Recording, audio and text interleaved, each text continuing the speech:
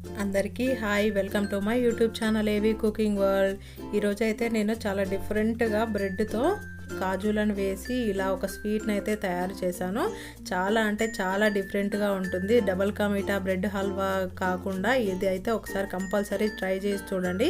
మీకు చేసేటప్పుడు తినేటప్పుడు డిఫరెంట్ ఫీలింగ్ అనేది మీరు ఫీల్ చేస్తారు. సో చాలా బాగుంది. వీడియోని అయితే స్కిప్ చేయకండి. అలాగే ఇలాంటి టేస్టీ అండ్ ఈజీ రెసిపీస్ కోసం అయితే నా ఛానల్ ఒక్కసారి సబ్స్క్రైబ్ చేసుకోండి. సింపుల్ వేలో ఎలా చేసుకోవాలో రెసిపీస్ అన్నీ నేను మీకు చేసి చూపిస్తాను. ఇప్పుడు మనం ప్రాసెస్లోకి వెళ్ళిపోదాం. ఈ రెసిపీ చేసుకోవడానికి స్టవ్ పై ఇలా ఒక ప్యాన్ పెట్టి వాటర్ అయితే వేస్తున్నాను. నేను ఫస్ట్ ఎక్కువ క్వాంటిటీలో వేయట్లేదు, 1.5 గ్లాస్ వేస్తున్నాను వాటర్ అయితే. అలా వేసుకొని దీంట్లో ఒక 10 కాజులను అయితే వేస్తున్నాను. సో ఇలా ఒక 10 కాజులను వేసి దీంతో పాటుగానే దీంట్లో నేను బ్రెడ్ స్లైస్లని వేస్తున్నాను, ఒక 4. మీకు ఎక్కువ క్వాంటిటీలో కావాలంటే కాజుని అలాగే బ్రెడ్ని ఇంకా పెంచుకోవచ్చు క్వాంటిటీ అనేది. నేనైతే ఇలా 4 స్లైసులతో చేస్తున్నాను. వీటిని ఫస్ట్ బాగా ఉడకనివ్వాలి వాటర్లో. సో ఇలా అనుకుంటూ ఉడికించుకోవాలి వీటిని అయితే. సో చూసారు కదా, ఇలా మెత్తగా అయిపోయినాయి. ఇలా మెత్తగా అయ్యేంత వరకు ఉడికించాలి ఫస్ట్ అయితే. సో ఇప్పుడు స్టవ్ ఆఫ్ చేశాను. స్టవ్ ఆఫ్ చేసి కొంచెం చల్లారబెట్టుకోవాలి. చల్లారబెట్టుకున్న తర్వాత ఇలా ఒక మిక్సీ జార్ తీసుకొని దాంట్లోకి అయితే వేసుకోవాలి. మొత్తం ఇలా వేసేసుకొని దీంట్లో నేనైతే ఇంకొంచెం వాటర్ వేస్తున్నాను. నాకు వాటర్ అనేది సరిపోలేదు, అందుకనే ఇంకొన్ని వేసాను. 1/2 గ్లాస్ వాటర్ వేసుకొని మెత్తగా మిక్సీ అయితే పట్టుకోవాలి. సో చూసారు కదా, ఇలా మిక్సీ పట్టి సైడ్కి పెట్టేసుకుంటున్నాను. సైడ్కి పెట్టి స్టవ్ పై ఇంకో ప్యాన్ పెట్టి దీంట్లో బాదాంని అయితే వేస్తున్నాను. మీరు ఈ బాదాం ప్లేస్లో పల్లీలనైనా వేసుకోవచ్చు. అలాగే ఒక చిన్న కప్పు సన్న రవ్వను వేస్తున్నాను. సో ఇలా వేసుకొని వేయించుకోవాలి. మంచి కలరు అలాగే వాసన వచ్చేంత వరకు డ్రై రోస్టే చేసుకోవాలి. దీంట్లో ఏం వేయాల్సిన అవసరం లేదు, నెయ్యి కానీ నూనె కానీ. నేను చెప్పాను కదా, బాదం ప్లేస్లో పల్లీలు వేసుకున్నా చాలా బాగుంటుంది. సో అలా అయినా ట్రై చేయండి బాదం వద్దనుకున్న వాళ్ళు. ఇప్పుడు దీన్ని స్టవ్ ఆఫ్ చేసి చల్లారబెట్టుకోవాలి. చల్లారబెట్టుకొని మళ్ళీ ఇలా ఒక మిక్సీ జార్ తీసుకొని దాంట్లోకి అయితే వేసేసుకుంటున్నాను. వేసేసుకొని దీన్ని అయితే మెత్తగా మిక్సీ పట్టేసుకోవాలి.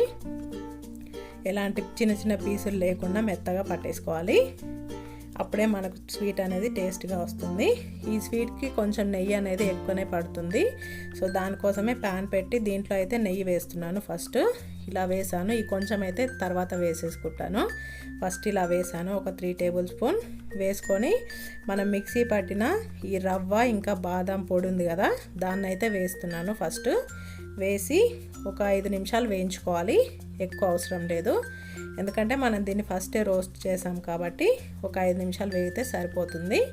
సో చూసారు కదా, ఇలా వేయించేసుకోవాలి.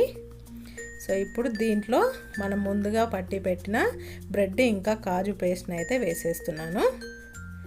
సో చూడండి, ఇలా వేసాను.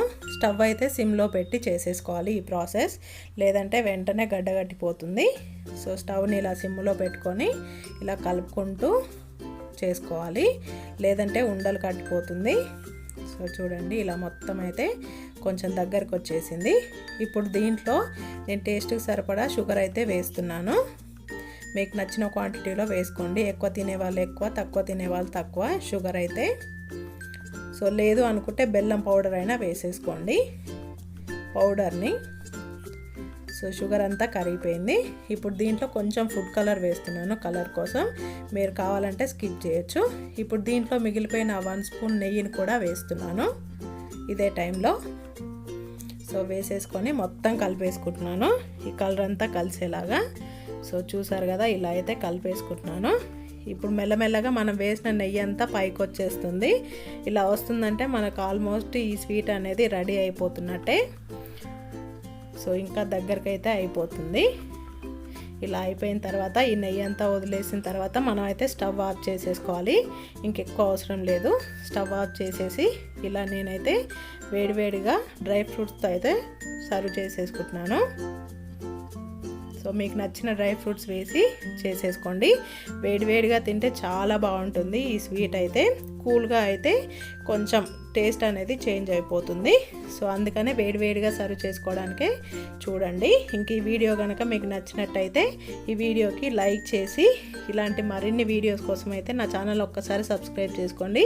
సింపుల్ వేలో నేను మీకు చేసి చూపిస్తాను. Thanks for watching.